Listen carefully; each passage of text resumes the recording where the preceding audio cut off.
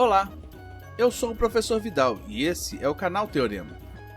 Aproveita enquanto rola a abertura e já aperta o joinha que hoje a aula é sobre proporcionalidade. Proporcionalidade é a distribuição das partes de um todo de maneira harmônica e razoável de acordo com a percepção do observador.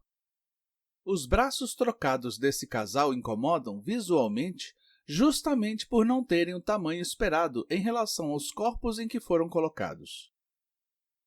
Já dois cachorros de raças diferentes podem ser muito parecidos, mesmo que tenham tamanhos muito distintos.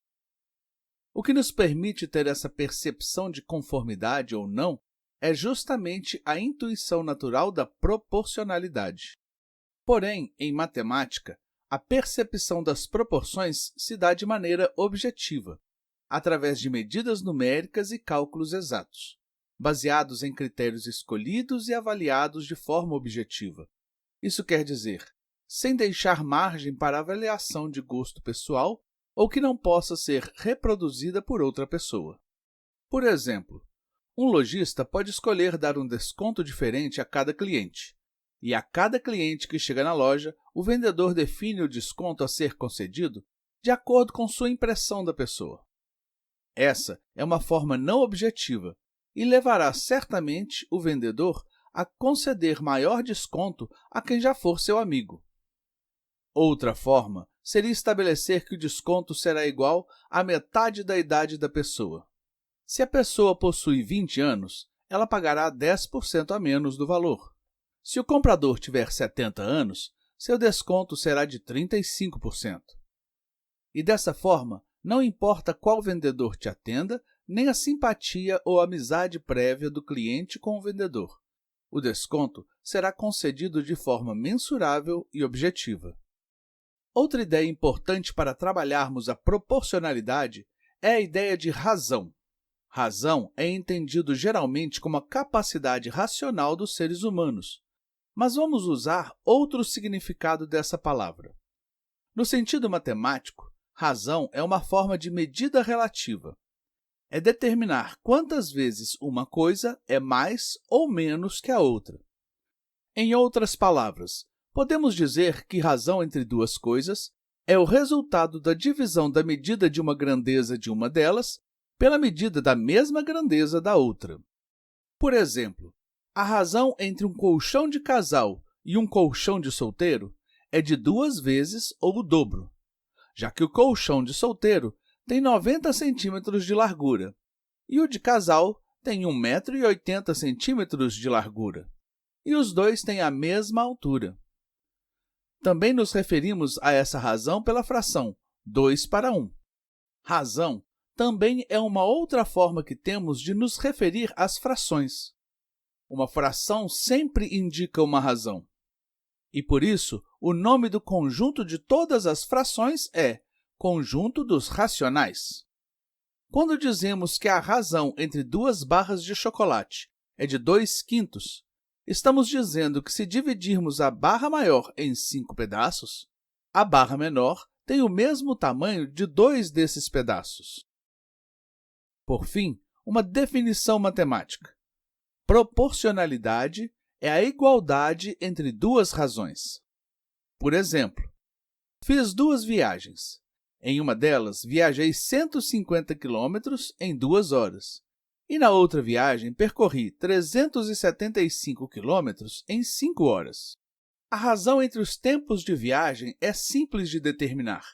Foi de 2:5. A razão entre as distâncias também é fácil de determinar. Foi de 150 para 375, que, simplificando ao máximo, dá 150 é igual a 2 vezes 3 vezes 5, ao quadrado, e 375 é igual a 3 vezes 5 ao cubo. Simplificando o 3 e 2 vezes o 5, ficamos com os mesmos 2:5. Podemos ver, então, que a razão entre as distâncias e a razão entre os tempos são iguais e, portanto, que as distâncias e os tempos das 2 viagens foram proporcionais.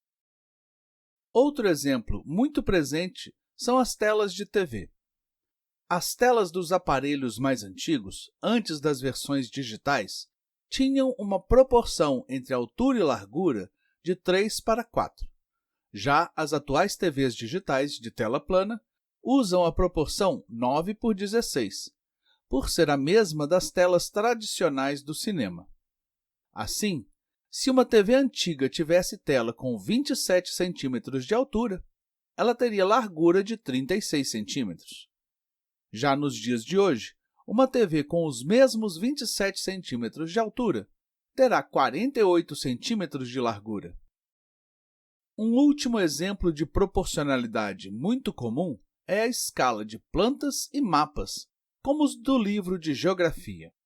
Uma planta de uma casa, em geral, se apresenta numa escala 1:50.